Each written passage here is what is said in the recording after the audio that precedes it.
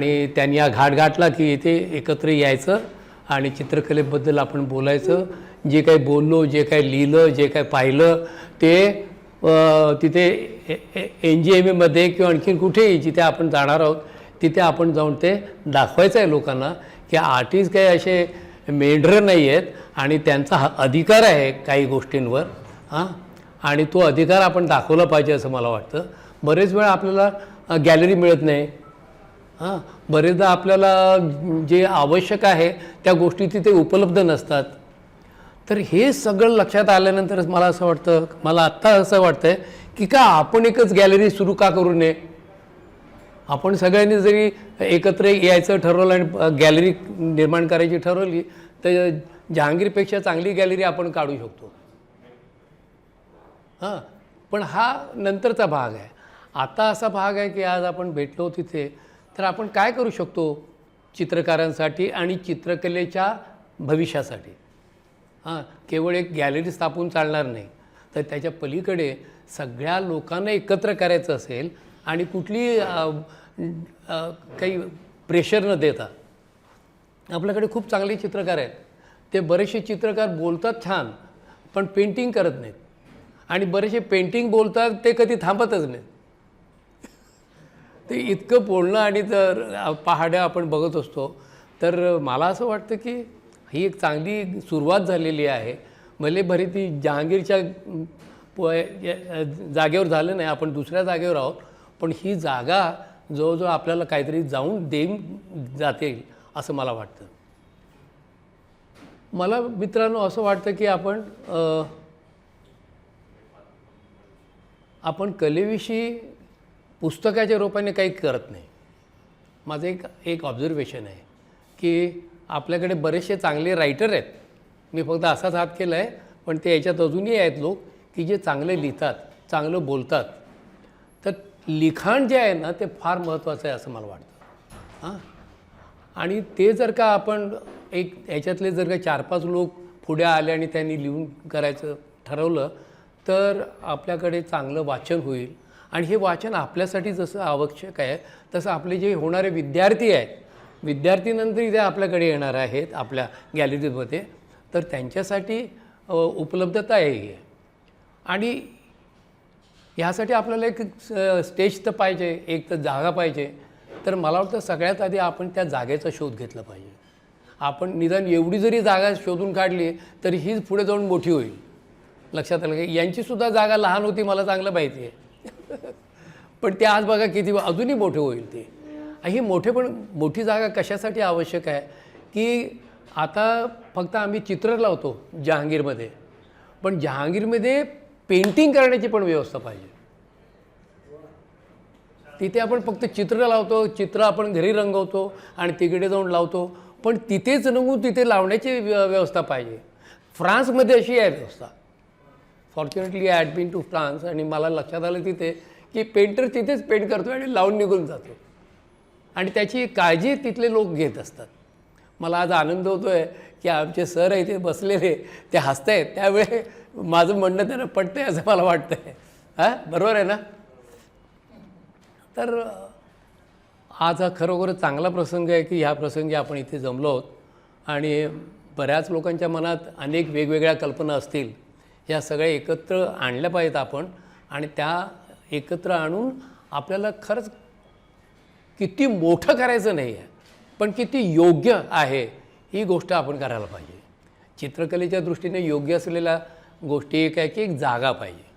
दुसरी गोष्ट आहे की आपल्याकडे चांगले वक्ते पाहिजेत. वक्ते यासाठी नाही म्हणजे सगळेच चित्रकार व्यक्त करत असतात, पण काही व्यक्ती अशा आहेत की ते त्या चित्रकारांबद्दल त्यांच्या चित्रांबद्दल बोलत असतात. एकेकाळी ज्ञानेश्वर नाडकर्णी करत होते, आज ज्ञानेश्वर नाडकर्णी नाही आहेत, ज्ञानेश्वरसुद्धा नाही आहे. तर अशा परिस्थितीत आपल्याचपैकी कोणीतरी पुढे झालं पाहिजे.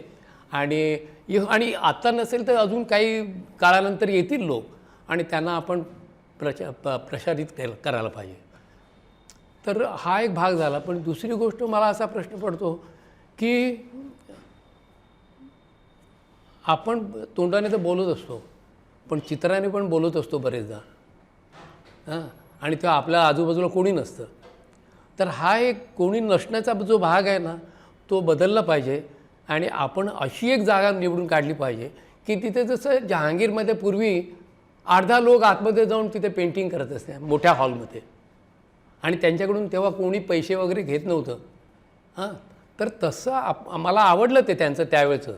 भले नंतर ते पैसे घ्यायला लागले किंवा नंतर बंद केलं ते पेंटिंग करणं तिथे. पण आपण असं पेंटरसाठी पेंटिंग करण्याची जागा आपण आधी मिळवली पाहिजे असं मला वाटतं. आणि त्याच्यानंतर हळूहळू आपण जिथे बसतो तिथं आपण बोलतच असतोच आणि ती बसण्याची जागा मोठी करण्यातही आपल्याला काही वेळ लागणार नाही असं मला तरी वाटतं.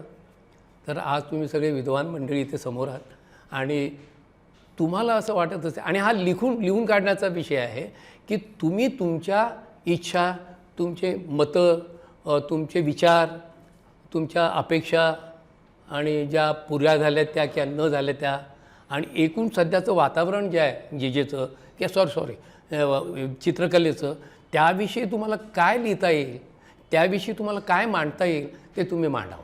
आणि आपण पुन्हा एकदा सगळे भेटू. ते जे काही तुम्ही लिहिलं असेल आपण सगळ्यांनी लिहून काढलं असेल त्याचं वाचन करू आणि त्याच्यावर पुन्हा मोठी बैठक घेऊ आणि शक्य झालं जसं मी सांगितलं सुरुवातीला की आपण याच्या दुपटीने मोठी असलेली जागा मिळवण्याचा प्रयत्न करू. त्यासाठी आपल्याला चांगल्या लोकांकडे जावं लागणार आहे, आपल्या खिशातही हात घालावा लागणार आहे आणि तो त्याच्यातून काय बाहेर येते ते द्यावं लागणार आहे आणि यासाठी आपण तयार राहिलं पाहिजे. कारण की आज मी बघतो आहे जहांगीर आर्ट गॅलरी म्हणजे फक्त पैसे जमवण्याने ठिकाण झालेलं आहे. तिथे ज्ञानाचं किंवा चित्रकलेविषयीचं उहापोहण होण्याचं बंद झालेलं आहे. एकेकाळी अंबादास आणि इतर जे लोक भेटायचे आणि तिथे चौथऱ्यावर बसून तिथे बसून ते याविषयी चर्चा करायचे. पण आता तिथे त्या लाद्यांवर बसायची इच्छा आपण ठेवू नये. आपण आतमध्ये जाऊन तिथे खुर्च्या घालून आपल्याला बोलता आलं पाहिजे. तशी एकेकाळी होती, सगळी माणसं जमत होती आणि लेक्चर्स देणारे 2-3 लोक तिथे येत होते. पण आज ते बंद झाले. का बंद झाले मला माहिती नाही. आणि आता तिथे फक्त गॅलरी विकली जाते म्हणजे त्यांच्याकडून पैसे घेतले जातात आणि त्यांची चित्रं लागतात. मला तर असं वाटतं की आपण एवढी ताकद निर्माण करावी की कुठल्याही आर्टिस्टला तिथे पैसे द्यावे लागू नयेत. सो एवढं सांगून मी माझं हे थोडंसं भाषण यांच्याकडे सर 2-3 प्रश्न माझे त्या विशेष प्रश्न माझे मी संकल्पना मांडले मला खूप आवडली. आता ही वर्ड आर्टिस्ट आपण सुरू करतोय वर्ड आर्ट म्हटले वगैरे तर तुम्हाला कशी संकल्पना कशी वाटली? मी सरांनी जी माहिती दिली तुम्हाला कसं वाटलं ते आपला होतोय तो? नाही कुठल्याही प्रकारचं आर्ट असू दे, इन्स्टलेशन असेल, ग्राफिक असेल, पेंटिंग असेल, अजून बरंच काही असेल, त्या सगळ्यांना आपण इथे वाव दिला पाहिजे. लक्षात आलं का? तर लोक आनंदाने पुढे येतील. फक्त पेंटिंगच ठेवलं ना तर आज जी परिस्थिती झाली आहे की तिथे हार्डली 4-5 लोक येतात निघून जातात. आर्टचे कोणी विचार करत नाही, कोणी तिथे आजकाल विकत घेत नाही. आणि याचं कारण कदाचित तेच असेल की हां ये तो लगा दिया है चलो अच्छा आहे. पण त्या ठिकाणी पूर्वी व्याख्यानं होत असत. If I am not mistaken, तुमच्यापैकी जे सिनियर आहेत माझ्यापेक्षा ते समजतील की तिथे व्याख्यानं होत असत. तिथे चांगली चित्रकार म्हणजे आमच्या आता वारले ते आर्टिस्ट गेले पण ते तिथे जाऊन व्याख्यानं देत होते विद्यार्थ्यांसाठी. तर हे खूप चांगलं होतं त्यावेळी. आता काहीच होत नाही तिथे आता फक्त चित्र दाखवली जातात, विकली जातात. म्हणजे ते एक बाजार झालेला आहे. बाजाराची जागा आता आपण द्रष्ट्यांनी घेतली पाहिजे. तुम्ही सगळे द्रष्टे लोक आहात असं मी समजतो आणि ह्या द्रष्ट्यांनी तिथे शोधून काढलं पाहिजे की ते काय करता येईल आणि ते कसं करता येईल आणि किती करता येईल आणि केव्हा करता येईल. सर जी आता सध्या स्थिती चालली आर्टची मार्केटला तुम्ही पाहता सध्या आर्टची स्थिती काय झाली सध्या हा बदल घडावा तसं काय बदल घडावा असं तुम्हाला वाटतं की त्यांनी लोकांनी पाहावं करावं लोकांनी पोहोचावी असं तुम्हाला काय बदल वाटतं करावा असा? त्याला वेळ लागेल पण आहे त्याच्यावर मार्ग आहेत.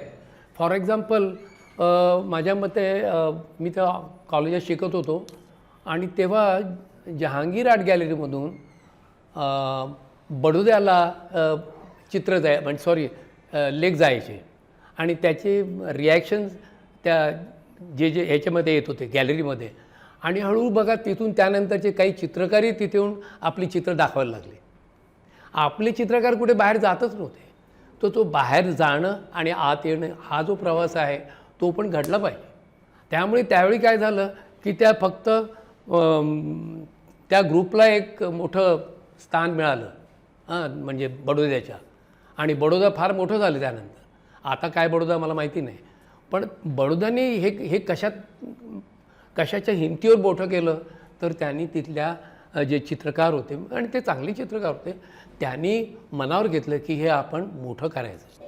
तसंच आपणही मोठं करायचं मनावर घेऊया आणि ह्या जहांगीरला मोठं करूया.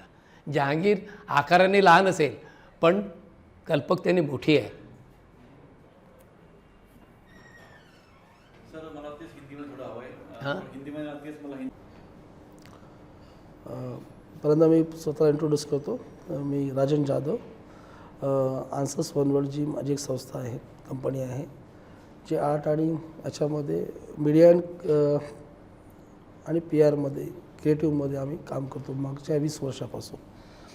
तर आपण बऱ्याचशा गोष्टी ह्या 20 वर्षामध्ये आम्ही वेगवेगळे उपक्रम आमच्या या संस्थेतर्फे राबवलेले आहेत, आमच्या कंपनीतर्फे राबवलेले आहेत, आणि वेगवेगळ्या क्षेत्रामध्ये. मग ते तुमचं कमर्शियल आर्ट असेल, ज्या ठिकाणी तुम्हाला तुमच्या ब्रँडबद्दल बोलावं लागतं, तर ब्रँडपासून आम्ही सुरुवात केली. आदित्य बिर्ला ग्रुपच्या काही चांगल्या ब्रँड्स, म्हणजे चांगल्या आजच्या घडीला वेल नोन ब्रँड्स असे आहेत, जसे पुट्टी आहे, वालकर पुट्टी आहे, बिर्ला सोलरचे काही प्रोडक्ट्स आहेत, लिवा आहे, ज्वेलरी काही क्लायंट्स आहेत आमचे, ज्या त्या कामासाठी आम्ही वेगळ्या पद्धतीने आम्ही ॲडव्हर्टायझिंगच्या क्षेत्रामध्ये आम्ही बरंच काम केलेलं आहे. हे काम करत असताना म्हणजे पॅकेजिंगपासून लोगो डिझायनिंगपासून या सगळ्या गोष्टी करत असताना डोक्यामध्ये कुठेतरी होतं की आपल्याला आर्टमध्ये काही काहीतरी करायचं आहे. तर कोरोनाच्या काळामध्ये मला एक संधी मिळाली. कंटिन्यू काम केल्यानंतर म्हणजे 20 वर्ष फक्त ॲडव्हर्टायझिंग आणि ब्रँडबद्दल काम केल्यानंतर कुठेतरी नेहमी मनात वाटायचं की आर्टसाठी आपण काहीतरी केलं पाहिजे. आणि काय करायचं, तर कोरोनाच्या काळामध्ये माझे काही मित्र आहेत, जसं प्रवीण आहे, संजीव आहे, या सगळ्यांशी ओळख झाली. मानव देठे आहे, सगळ्यांशी ओळख झाली. त्यांनी त्यांचे कॉन्सेप्ट सांगायला सुरुवात केली, आणि त्या कॉन्सेप्ट मला वाटले की नाही हे जाऊ शकतात. आणि मग त्या पद्धतीने आम्ही काही छोटे आर्ट्स वर्कशॉप असतील किंवा सेमिनार्स असतील, असे आम्ही सुरुवात केली. छोटे आम्ही एक्झिबिशन्स पण केले. पण आता कळलं की आपल्याला एक बिगर प्लॅटफॉर्मकडे जावं लागेल. आपल्याला नुसतंच छोट्या स्केलवर जाऊन चालणार नाही आपल्याला. तर आपल्याला एका बिगर प्लॅटफॉर्मची आपल्याला गरज आहे. मग आम्ही तो बिगर प्लॅटफॉर्म म्हणजे एक्झिबिशन करायचं, त्या एक्सपो करायचं तर सांगितलं. पण आम्ही आता एक्सपोचं आम्हाला खूप साऱ्या ॲडव्हर्टायझिंग फील्डमध्ये आमच्या ज्या क्लायंट आहेत त्यासाठी आम्ही बरेच एक्सपो आम्ही केलेले आहेत. आम्ही काही टॉप नॉच जे ब्रँड्स आहेत, कॉर्पोरेट ब्रँड्स आहेत, त्याच्यासाठी आम्ही एक्सपोज केलेले आहेत, एक्झिबिशन्स केलेले आहेत, स्टॉल डिझायनिंग केलेलं आहे. तर तो अनुभव तर आमच्या गाठीशी आहेच. जे एक्सपो करण्याचं आम्ही इंडियामध्ये आणि इंटरनॅशनली दोन्ही ठिकाणी आम्ही काम केलेलं आहे. तर आम्ही ठरवलं की आता नुसतं एक छोटंसं एक्झिबिशन करायचं नाही, तर एक्सपो करायचं, आणि अशा पद्धतीचा एक्सपो करायचा जो भारतामध्ये पहिल्यांदा असं मी बोलणार नाही, असे खूप सारे शोज होत असतात. पण ते एक स्टँडर्ड असलं पाहिजे, कुठल्याही गोष्टीला एक स्टँडर्ड असलं पाहिजे, आणि त्या स्टँडर्डचा शो हा व्हायला पाहिजे. हा कुठेतरी कल्पना होती, आणि त्या कल्पनेतूनच आम्ही वर्ल्ड आर्ट कॉन्क्लेव्ह हा आम्ही जो आमचा शो आहे, एक्सपो आहे, त्याचं नाव आम्ही डिक्लेअर केलं. आणि म्हणजे जे आमच्या डोक्यामध्ये आलं की हा शो असा व्हायला पाहिजे, ह्याच्यामध्ये वर्ल्डचे आर्टिस्टनी पार्टिसिपेट केलं पाहिजे. शो हा आमचा फक्त भारतापुरता मर्यादित न राहता तो जगभरात गेला पाहिजे. म्हणून नावापासून सुरुवात केली आम्ही. नावच ठेवताना आम्ही त्याचं वर्ल्ड आर्ट कॉन्क्लेव्ह नाव ठेवलं आहे. त्याच्यावरून तुम्हाला अंदाज आहे सगळ्यांना की याच्यामध्ये आमचं जी झेप आहे ती वेगळी आहे. आम्हाला नुसतंच इंडियामध्ये शो करायचे नाही आहेत, तर डेफिनेटली वर्ल्डमध्ये आम्हाला शो करायचे. त्याची सुरुवात आम्ही या जागतिक राजधानी, जी भारताची राजधानी मुंबई, त्याच्या नेहरू सेंटर म्हणून करतो आहोत, बरोबर. आणि ह्या नेहरू सेंटरमध्ये करण्याचा उद्देश त्या ठिकाणी असं आहे की जर तुम्ही बघाल की मुंबई ही हब आहे, क्रिएटिव्हचं माहेरघर आहे, म्हणजे कमर्शियल आर्ट असून दे की फाईन आर्ट असून दे, त्याचं माहेरघर आहे. आणि तिथे जेजस क्लब आर्टसारख्या एक मोठी शिक्षण संस्था आहे, जहांगीरसारखी गॅलरी आहे आणि वेल नोन गॅलरीज इथे आहेत, art curators, art buyers, art collectors इथे आहेत. तर या सगळ्यांना चा विचार करून आम्ही मुंबई नेहरू सेंटरमध्ये आम्ही हा एक्सपो करतो आणि एक्सपोमध्ये नक्कीच वेगळ्या पद्धतीची आम्ही या ठिकाणी मांडणी केलेली आहे. आर्ट जे आम्ही इथे सिलेक्ट करतो आहे त्या आर्टमध्ये पण व्हेरिएशन्स ठेवले आहेत. जसं संजीवनी सांगितलं की फोक आर्टला पण आम्ही देतो आहे, रिअलिस्टिक आर्ट आहे, फोटोग्राफी आहे आणि स्कल्पचर आहे, इन्स्टॉलेशन्स आहेत. अशा पद्धतीने वेगवेगळ्या पद्धतीचा आम्ही एक चांगला या ठिकाणी आपण आर्टला आपण प्रेझेंट करत आहोत. आर्टची सुरुवात करता वर्ल्ड आर्ट कॉन्क्लेव्हची सुरुवात आम्ही स्पेसपासून केली, कारण आम्ही जेव्हा पॉईंट्स काढले की काय देतो आहे आम्ही या ठिकाणी आपण एक चांगली स्पेस देतो आहे, ज्याला आम्ही एस्थेटिक स्पेस म्हटलं आहे आमच्या कॅम्पेनमध्ये, की एक स्पेस आहे ज्या ठिकाणी तुम्ही तुमचं बेस्ट वर्क तुम्ही डिस्प्ले करू शकता. आणि स्पेस म्हटल्यानंतर तिथे खूप मोठी गोष्ट आहे की आपण ज्या जागेमध्ये जी गोष्ट करतो त्यासाठी ती स्पेस पण तशी असायला हवी. मग त्याचं अजून ती खुलून उठते, कुठली कलाकृती खुलून उठण्याचं मग ते स्पेसचा त्याचा खूप मोठा पार्ट असतो त्याच्यामध्ये. तर आम्ही ती स्पेस देण्याचं काम करतो आहे आणि डेफिनेटली तुमची कलाकृती तिथे जी असेल ती डेफिनेटली ती चांगली दिसेल, लोकांना ती आवडेल, लोकांना व्यवस्थित पाहता येईल अशा पद्धतीने त्याची आम्ही रचना आणि मांडणी केलेली आहे पूर्ण लेआउटची. तर आम्ही जो ग्राउंड प्लॅन तयार केलेला आहे, फ्लोअर प्लॅन जो आमचा आहे तो अशा पद्धतीने आहे की ज्या ठिकाणी तुमची एक विजिबिलिटी असेल, प्रॉपर विजिबिलिटी असेल तुमच्या प्रत्येक आर्टिस्टच्या गॅलरीला. या ठिकाणी ज्या पण गॅलरीज येतील आम्ही चांगल्या गॅलरीनं आम्ही अप्रोच करतो आहोत. क्युरेटर्स आमच्याबरोबर आहेत, काही चांगले आर्टिस्ट, प्रोफेशनल आर्टिस्ट आमच्यावर जोडले गेले आहेत. आमचे पेट्रन्स तुम्हाला माहिती, आमचे चांगले पेट्रन्स आमच्याबरोबर आहेत. बरेचसे पेट्रन्स जसं सुधाकर ओलवे सर आहेत, आपले श्रावस्ती सर आहेत, कोलते सर आहेत, रानडे सर आहेत, अशा प्रकारे आणि विनोद शर्माजी हे आमच्याबरोबर आहेत या शोमध्ये. तर यांनी आम्हाला सहभाग दिला, त्यांनी ते आमच्याबरोबर पाठीशी आहेत. गुरु म्हणून सुद्धा आहेत आणि एक आर्टिस्ट म्हणून, एक प्रोफेशनल आर्टिस्ट म्हणून ते आमच्या बरोबर आहेत. तर वर्ल्ड आर्ट कॉन्क्लेव्हमध्ये हा जो शो होतो आहे आपला, या शोमध्ये तुम्हाला त्या ठिकाणी नुसतं बघण्यासारखं नाही आहे, तर त्या ठिकाणी बऱ्याच काही गोष्टी होणार आहेत ज्या लाईव्ह होणार आहेत. लाईव्ह काही परफॉर्मन्स असणार आहेत, टॉक्स असणार आहेत जे आपल्या आर्टला धरून असतील आणि एक वेगळ्या प्रकारचं जे आपण बोलतो की एक स्टँडर्ड त्या ठिकाणी त्या टॉकला असेल, त्या लोक असतील. आम्ही ज्या इन्व्हायटीजना आम्ही ते आमंत्रित करतो आहे टॉकसाठी, ते देखील या क्षेत्रामधले नामचीन लोक असतील, जे लोक येथे येणार आहेत आणि टॉक्स वगैरे करणार आहेत किंवा डेमॉन्स्ट्रेशन ज्या लोकांची असतील. तर या सगळ्या गोष्टी तिथे होणार आहेत. तर सगळ्यांनी तिथे प्रत्यक्ष तिथे जरूर या आणि या शोमध्ये तुम्ही मी क्युरेटरला सांगेल, मी आर्टिस्टना एक असं माझ्याकडून सांगेल आणि गॅलरीजना पण निवेदन करेल की कृपया तुम्ही तुमच्या या शोमध्ये तुम्ही सहभाग घ्या.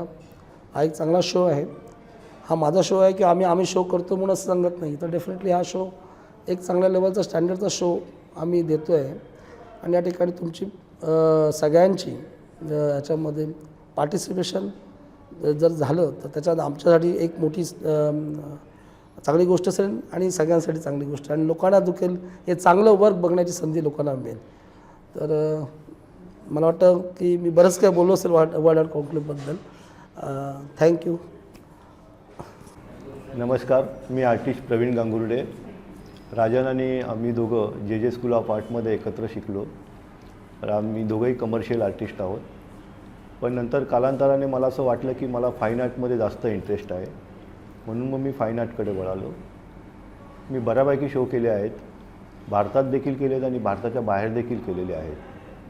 पण ज्यावेळेला राजनने सांगितलं की लॉकडाऊननंतर बऱ्याच आर्टिस्ट लोकांची बिकट परिस्थिती आली होती, त्यावेळेला आम्ही ठरवलं की काहीतरी वेगळं करूया, आर्ट फील्डमध्ये करूया की ज्याप्रमाणे आर्टिस्टचं एक सेटल चांगले होऊन जाईल.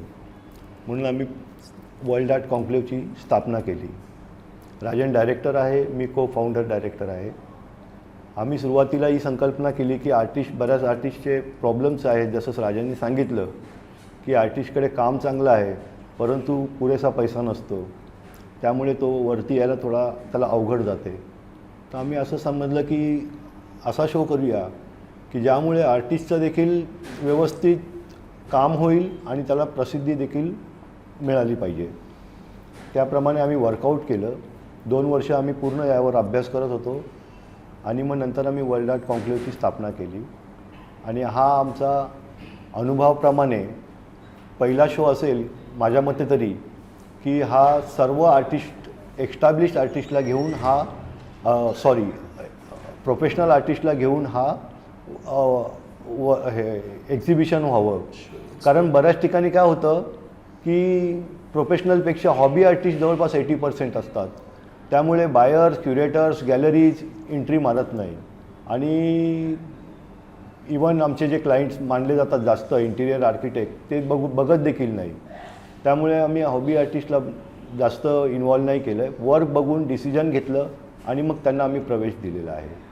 आमची इच्छा आहे की आर्टिस्टने यावं, वर्कआउट करावा, शो बघावा, पार्टिसिपेट व्हावं, हीच आमच्याकडनं अपेक्षा आहे. धन्यवाद. म्हणजे कोलते साहेबांचे आभार मानतो की ते आज इथे आले. कोलते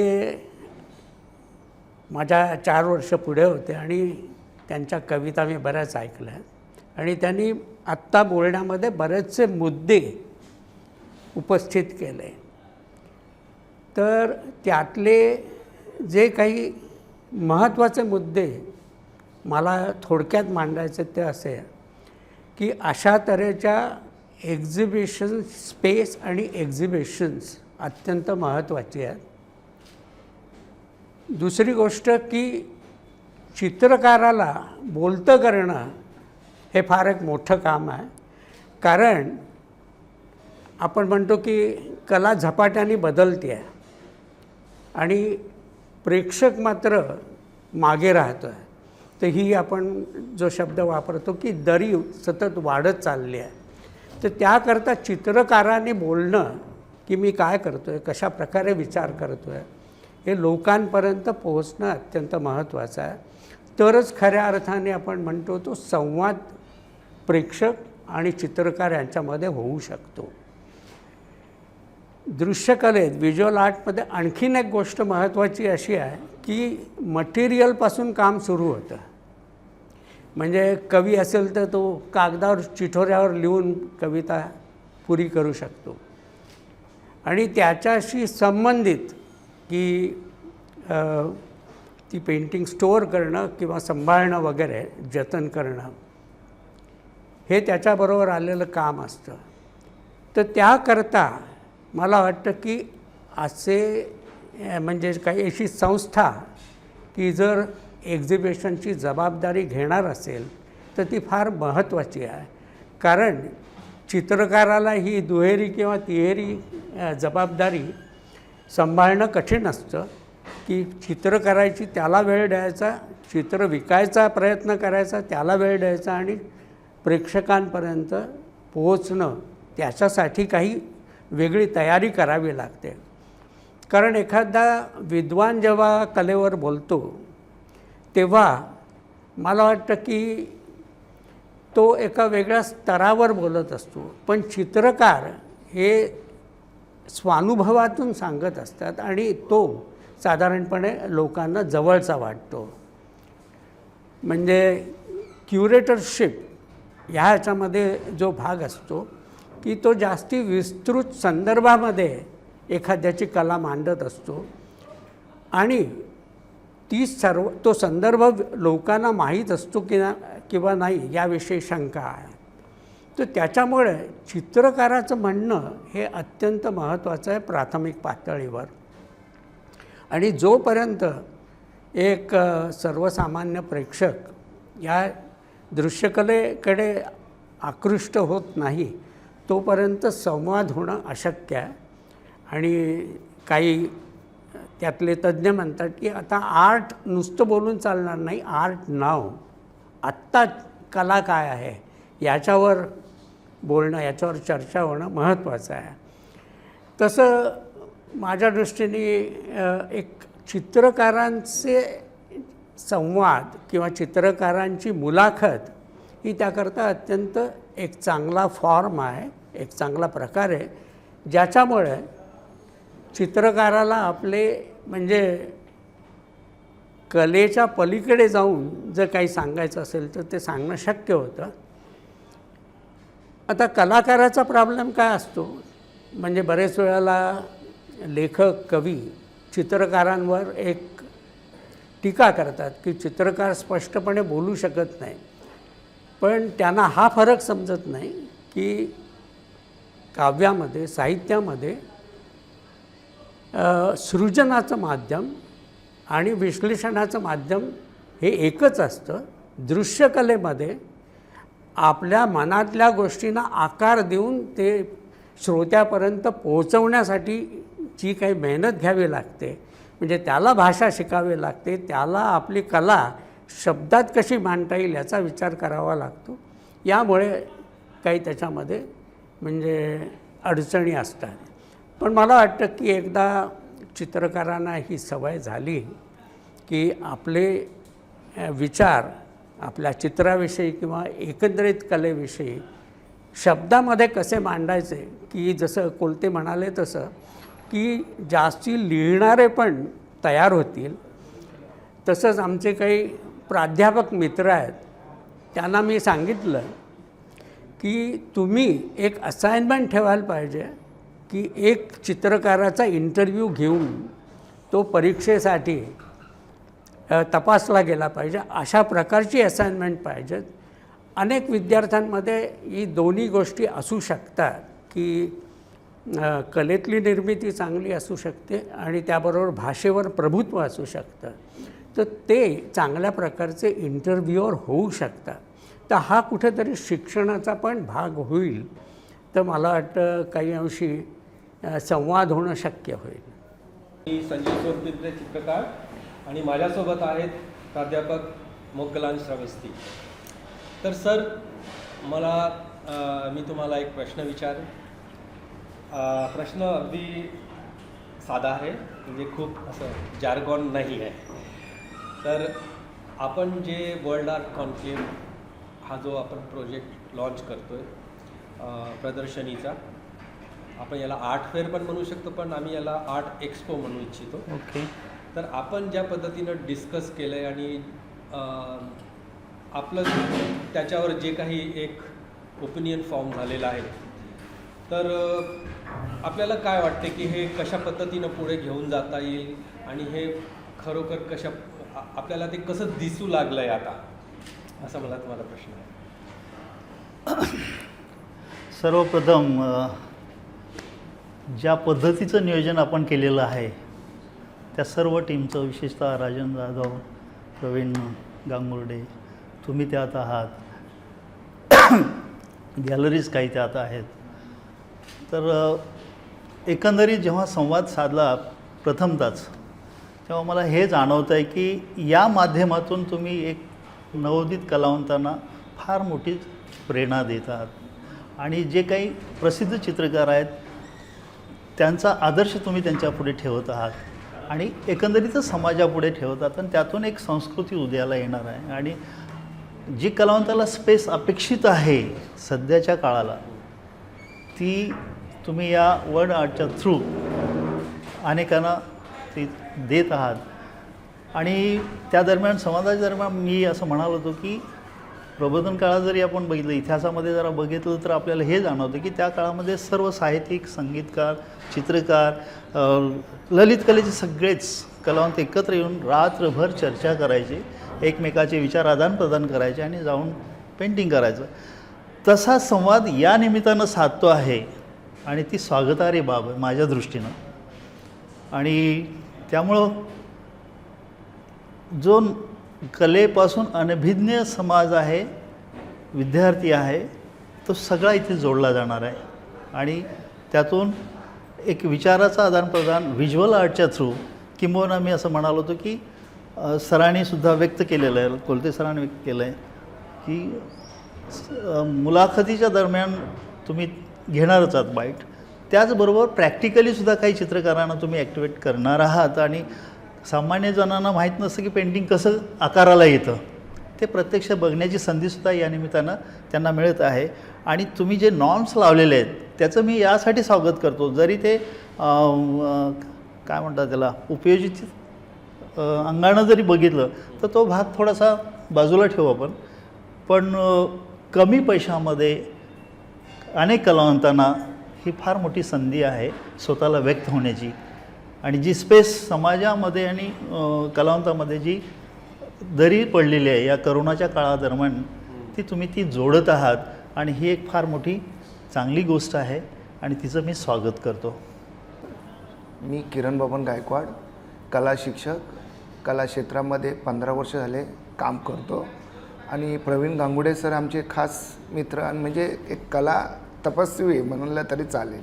त्यांनी कलेसाठी भरपूर आणि आपले सर तेही काम करतात. त्यांनी आपल्याला एक मोठा प्लॅटफॉर्म दिला आहे ज्या कलाकारांना तिथे पोचण्यासाठी अजून आपली कला 7 समुद्र पार जात नाही. ह्याच्यासाठी आपले काही आर्टिस्ट यांची आपल्याला भेट होते ही फार मोठी बात आहे. त्यांची जी कला आपल्या अंगी यावी किंवा आपली कला ह्या सर्वांचं मिलन जुळण्यासाठी हा एक व्यासपीठ आहे मला असं वाटतं. आणि याच्यातून खूप एक म्हणतो ना आपण गेट टुगेदर बोलतो, एका कलाकारांचं गेट टुगेदर होतं. त्याच्यातून आपल्या कलेला वाव भेटतो आणि एकमेकांची देवाणघेवाण होते. हाच कलेचा खरा आनंद असतो आणि हा सामान्य लोकांना न भेटता कलाकारांना भेटतो फार महत्त्वाचा आहे. हो, आणि ही जी कला आहे ही अगदी सर्वसामान्यांपर्यंत पोहोचावी, यस, हा सुद्धा एक मोठा उद्देश आहे आपला. अतिशय बरोबर आहे. तर आपले खूप खूप आभार, आपण आला. चला, आणि तुमच्या ह्या ज्या वर्ल्ड तुम्ही जे करता जागतिक लेवलला, हा असा संदेश प्रत्येक कलाकारापर्यंत पोचला पाहिजे आणि प्रत्येकाने ह्या कलेला जोडलं पाहिजे. आणि ह्या आपली ही जो प्रवास आहे आयुष्य, जर प्रत्येकाने आयुष्यामध्ये एक एक कला असली पाहिजे आणि कलेच्या मार्फत आपण ही फार कलेला अंत नाही.